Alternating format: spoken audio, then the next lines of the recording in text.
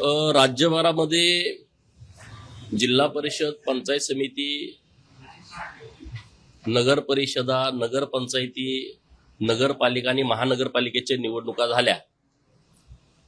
या निवडणुकांमध्ये SC, ST, OBC या आरक्षित प्रवर्गावरती अनेक उमेदवार आपलं नशीब आजमावत आहेत.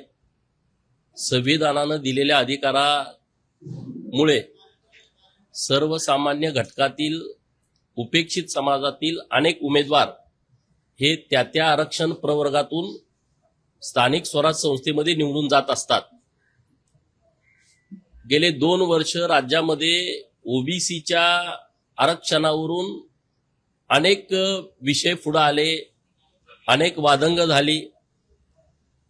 ज्यांच्याकडे मूळ कुणबीचा दाखला आहे त्यांना OBCचा दाखला मिळणं यामध्ये काहीच गैर नाही, त्याच्या विरोधात आम्ही कुणीच नाही. परंतु OBCचा मूळ दाखला नसताना, नोंदणी नसताना चुकीच्या पद्धतीनं बनावटगिरी करून जर कुणी ह्या निवडणुका लढवत असेल, निवडून येत असेल, तर हे अत्यंत चुकीचं आहे. याच्या संदर्भातला एक विषय मी आपल्या माध्यमातून सरकारच्याही समोर आणणार आहे. सांगली जिल्हा परिषदमध्ये आटपाडी तालुक्यातून दिगंची जिल्हा परिषद गटातून पृथ्वीराज तानाजी पाटील नावाचा एक उमेदवार जो मराठा आहे, कुणबी दाखल्यावरती उभा होता आणि निवडून आलेला आहे. आता या विषयीचा माझा आक्षेप आहे. आता माझ्याकडे सगळी कागदपत्र आहेत. जी कागदपत्र जात पडताळणी समितीकडे दिलेली आहेत तीच कागदपत्र मी आपल्या समोर सादर करणार आहे. या प्रकरणामध्ये पृथ्वीराज तानाजी पाटील यांचे वडील तानाजी भगवान पाटील, तानाजीचे वडील भगवान बाळू पाटील आणि जे बाळू पाटील आहेत त्यांचा दाखला यांनी मैताचा पुरावा म्हणून जोडलेला आहे आणि त्या मैतामध्ये कुणबी अशी नोंद केलेली आहे मैताच्या दाखल्यामध्ये. तर मैताचा जो दाखला आहे त्यामध्ये काय म्हटलंय, 1877 ला बाळू पाटील यांचा वयाच्या 25व्या वर्षी मृत्यू झालेला आहे आणि तो तापानं झालेला आहे, त्यामध्ये त्यांनी नोंद केली. आता 1877 ला मृत्यू झाला, त्याच्यानंतर हा कुणाचा जो उमेदवार आहे त्याच्या पंजोबाचा, त्याच्या आजोबाचा मृत्यू कितीला झाला, 1/5/2009 ला. म्हणजे 1877 ला पंजोबा त्यांचा मृत्यू झाला आणि आजोबाचा मृत्यू कधी झाला, 2009 ला. म्हणजे आजोबा जगला किती, 132 वर्ष. म्हणजे समजा 77 ला झाला असेल तर तो जर 75 ला झाला असेल तर 134 वर्ष तो जन्मला. आता त्याच्या बापाचा जन्म कितीचा आहे, तानाजी पाटलाचा. तानाजी पाटलाच्या जन्माचा दाखला इथं जोडलेला आहे. तो दाखला आहे 12/5/73 म्हणजे 12/5/73 ला ह्याचा जन्म झाला तर तानाजीच्या बापाचं वय आहे तेव्हा 98 वर्ष. आता मला हा कुठला असा पुरुष आहे की ज्याला 98व्या वर्षी पोरग जन्माला येत आहे, त्याच्यानंतर पण काही बहिणी आहेत त्याच्या, म्हणजे 100व्या वर्षी पण जन्माला आलेले आहेत. मुळामध्ये भगवान पाटील हा 75 ते 80 वयाचा असताना मेलाय. असं असताना 100व्या वर्षी पोरगा जन्माला आला, त्याचा बाप 132 वर्ष जगला. अशी खोटी कागदपत्र सरकारकडे जात पडताळणी समितीकडे सादर केलेले आहेत आणि तो दाखला काढलेला आहे. आता हे सगळे पुरावे मी घेऊन तुमच्याकडे आलोय. मी याची PDF फाईल तुम्हाला देतो. माझं म्हणणं आहे की जात पडताळणी समितीनं अशी कोणती कागदपत्र तपासली की ज्या आधारे यांना जातीचा दाखला दिला, जात प्रमाणपत्र दिलं. माझा आक्षेप आहे जात पडताळणी समितीवर. त्यांनी आमच्या उमेदवाराला निरोप पण दिला पडलेल्या की तुम्ही जर मला 30 लाख रुपये दिले तर मी आज हा दाखला रद्द करून टाकतो. आमच्या उमेदवारांनी स्पष्ट सांगितलं आम्ही काही पैसे देऊ शकत नाही. व्हॅलिडिटी कास्ट सर्टिफिकेट तर आधीच दिलं होतं, कास्ट व्हॅलिडिटी. आता माझ्या प्रमुख मागण्या काय आहेत? तात्काळ सुमोटो पृथ्वीराज तानाजी पाटील याच्यावरती 420 प्रमाणे गुन्हा दाखल झाला पाहिजे. कारण 132 वर्ष वय त्याच्या आजोबाचं दाखवलंय, ते सत्य नाही आहे. ते 70 ते 75, मी आता जन्माला दाखला माहिती पण 75, मी सगळ्या लोकांना विचारलं, 75 पेक्षा त्यांचं जास्त आयुमान नाही. नंबर 1. नंबर 2, तानाजी पाटलाचा म्हणजे पृथ्वीराजच्या बापाचा जन्म त्याच्या आजोबाच्या 98व्या वर्षी झालाय. आता महाराष्ट्रात आणि देशात असं कुठं पोरग जन्माला आलंय हे माझ्या तर वाचनात नाही, ऐकिवात नाही. तर याच्याबद्दलची सगळी पडताळणी व्यवस्थितपणे झाली पाहिजे. म्हणून हे जे सगळं दिसतंय नैसर्गिकरित्या अत्यंत चुकीचं, त्यामुळं पोलिसांनी आजच्या आज तात्काळ आटपाडी पोलीस स्टेशनमध्ये 420 प्रमाणे गुन्हा दाखल केला पाहिजे. जर त्यांनी आज सुमोटो गुन्हा नाही दाखल केला तर येत्या 1-2 दिवसामध्ये हजारो कार्यकर्ते पोलीस स्टेशनच्या दारात बसतील आणि त्यांनी हा 420चा गुन्हा दाखल करावा. नंबर 1. नंबर 2, जात पडताळणी समिती जी सांगलीची आहे त्यांच्यावरती फौजदारी गुन्हा दाखल केला पाहिजे, त्यांची पूर्णपणे चौकशी केली पाहिजे आणि दिलेलं सर्टिफिकेट रद्द केलं पाहिजे. आता हे म्हणतील की हायकोर्टात जाण्याची आवश्यकता आहे. धनगड आणि धनगरांच्या बाबतीमध्ये जे दाखले संभाजीनगरला काढले होते, ज्या जात पडताळणी समितीने त्यांना व्हॅलिडिटी दिली होती, सरकारनं आदेश केल्याच्या नंतर त्याच जात पडताळणी समितीनं हे सगळे दाखले रद्द केलेले आहेत. तशा पद्धतीनं हा दाखला रद्द करावा आणि त्याच्यावरती फौजदारी गुन्हे दाखल करून जिल्हा परिषदचं सदस्यपद रद्द करण्यात यावं, ही माझी मागणी आपल्या माध्यमातून सरकारकडे आहे. दुसरा विषय, असे महाराष्ट्रामध्ये किती जिल्हा परिषद सदस्य आहेत, किती पंचायत समिती सदस्य आहेत, किती नगरपालिकेचे, महानगरपालिकेचे, नगरपंचायतचे, नगर परिषदेचे मेंबर निवडून आलेत जे ओबीसीच्या दाखल्यावरती आलेत कुणबी म्हणून.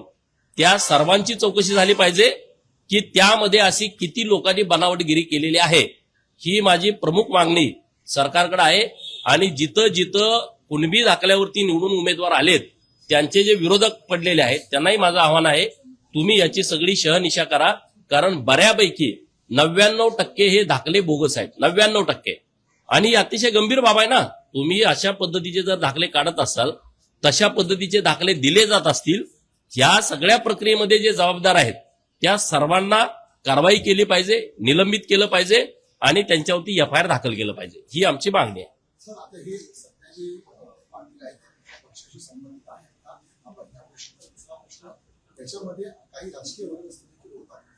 नाही, हे बघा, हे कुठल्या पक्षाशी याच्याशी देणं घेणंच नाही.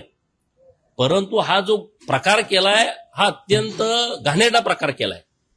हे जे प्रकरण आहे, हे प्रकरण अशी अनेक प्रकरणं महाराष्ट्रात आहेत. म्हणजे माझ्या सांगली जिल्ह्यातच 3 प्रकरण अशी आहेत बोगस. मग महाराष्ट्रात किती केले असतील? म्हणजे तुम्ही जे सामान्य ओबीसी आहेत त्यांच्या आरक्षणाचा तुम्ही गळा घोटताय, हे कृतीतून सिद्ध झालंय, हे सगळं पुराव्यानिशी सिद्ध झालंय. आणि हे कागदपत्र काय आम्ही आणलेलं नाहीत, ही कागदपत्र माहितीच्या अधिकाराखाली म्हणजे नक्कल मागितली होती, ही नक्कल दिलेली आहे जात पडताळणी समितीनं. आमची कुठलीही कागदपत्र ही नाहीत, ही जात पडताळणी समितीकडे दिलेली ही सर्व कागदपत्र आहेत. त्या कागदपत्राचा हा बंच आहे. ते आहेत शिवसेना गटाचे, पण ते आता महायुतीच्या सोबत नाहीत. ते जिल्हा परिषदेच्या निवडणुकीमध्ये आमच्या सोबत नव्हते, तो विषयच नाही. ते जरी कुठल्या पक्षाचे असते तरी असं जर चुकीचं केलं तर त्याच्यावरती गुन्हा दाखल करणं हीच आमची मागणी असते. त्यामुळं तात्काळ गुन्हा दाखल करून त्यांचं सर्टिफिकेट रद्द करून जिल्हा परिषदचं सदस्यपद हे तात्काळ रिक्त केलं पाहिजे, अशी आमची मागणी आहे.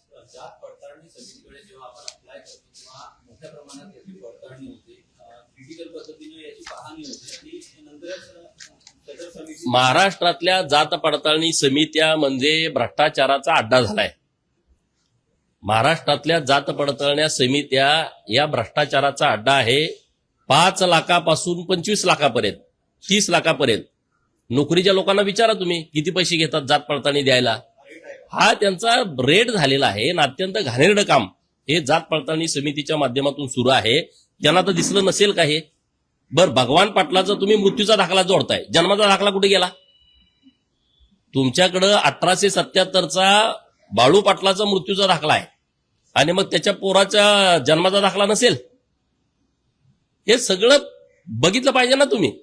ओरिजिनल दाखला आहे, ते शाळेत गेलेले आहेत, मी माहिती घेतली आणि येत्या काही दिवसामध्ये आम्हाला त्याची माहिती डिटेलमध्ये मिळेल. पण हे काम जात पडताळणी समितीचं होतं, तिथल्या अधिकारी महसूलच्या अधिकाऱ्यांचं होतं. जातीचं प्रमाणपत्र देताना का नाही याची शहनिशा केली? बरं, तुम्हाला माहित आहे जिल्हा परिषदेची निवडणूक लढवणार आहेत, स्थानिक स्वराज संस्थेमध्ये हे निवडणूक लढवणार आहेत, हा दाखला त्यासाठी पाहिजे. असं असताना हे कोण कोण आहे याची सगळी चौकशी झाली पाहिजे. काल सोमवारी जवळपास 769 GR निघालेले आहेत. ती आधी शनिवार रविवारी सुट्टीच्या दिवशी देखील 200+ GR निघालेले होते. वर्षामध्ये एक शासन निर्णय घेण्यासाठी लोकांना प्रतीक्षा करावी लागते. मात्र मार्च एंडिंग आल्यावरती अशा प्रकारे 3 दिवसामध्येच 650 GR निघतात. लाल परीचा हा कारभारबद्दल संशयास्पद वाटतो का? नाही, आता ह्याच्याबद्दलची माहिती मला आता तुमच्याकडून मिळाली. मी सविस्तर माहिती घेतो की 1-2 दिवसातच इतके GR कसं काय निघते. याच्यापेक्षा माझ्यापेक्षा मान्य अधिकृतपणे आमचे वरिष्ठ लोक या विषयावरती बोलतात. ते नेहमीच आहे. ते 31 तारखेच्या अगोदर हे सगळी लोक जरा ऍक्टिव्ह होतात. दुसरा एक वेगळा प्रश्न होता.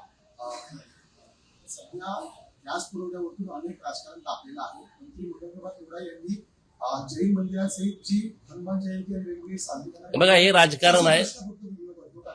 त्यांनी असं सांगितलं होतं की ज्यांना ज्यांना भंडाऱ्यासाठी अशा प्रकारे गॅस पुरवठ्याची आवश्यकता असेल त्यांनी संपर्क साधावा.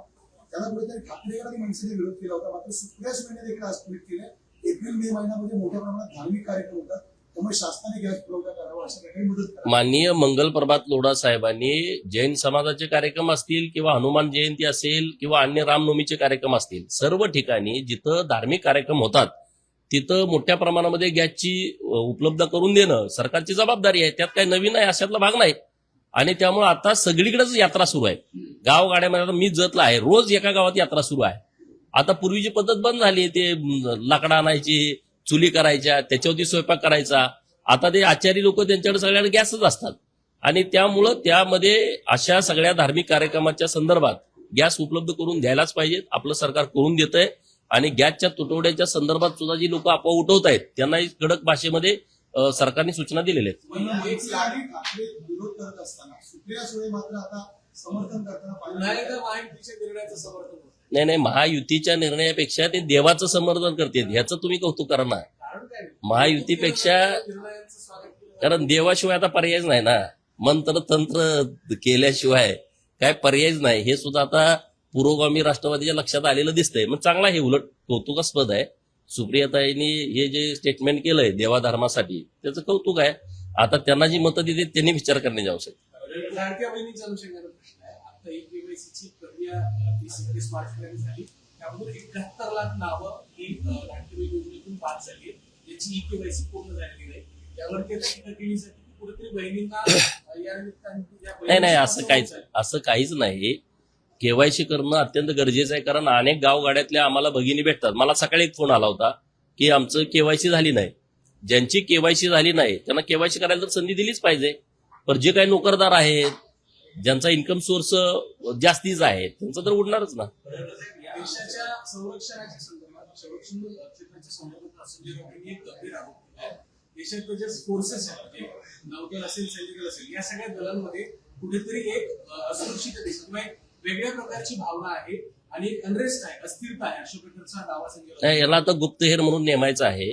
तिथं जिथं कुठं काही अडचण असेल तिथं हा माहिती घ्यायला बरं आहे, म्हणून त्याची नेमणूक करण्याची आवश्यकता आहे. तसं पत्र मी लिहीन.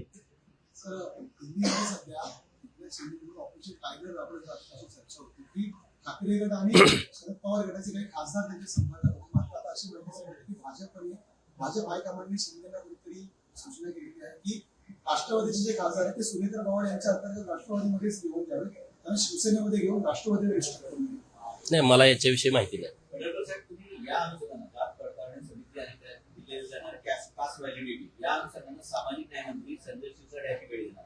नाही, मी जात पडताळण्या समित्याच ह्या रद्द केल्या पाहिजेत अशी मागणी करणार आहे. माझी माहिती अशी आहे की इतर अनेक राज्यामध्ये जात पडताळणी समितीच नाहीत.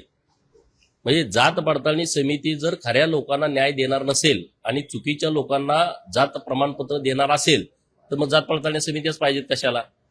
एसटी मध्ये जे प्रवर्ग अनेक आहेत त्या लोकांना जात पडताळणी मिळत नाही. ते लोक हायकोर्टमध्ये जातात आणि मग त्यांना 4-5 लाख रुपये वकिलांची फी भरून 2-2 वर्ष गेल्यानंतर हायकोर्टचा निर्णय येतो आणि मग त्या एका माणसाला जात पडताळणी मिळते.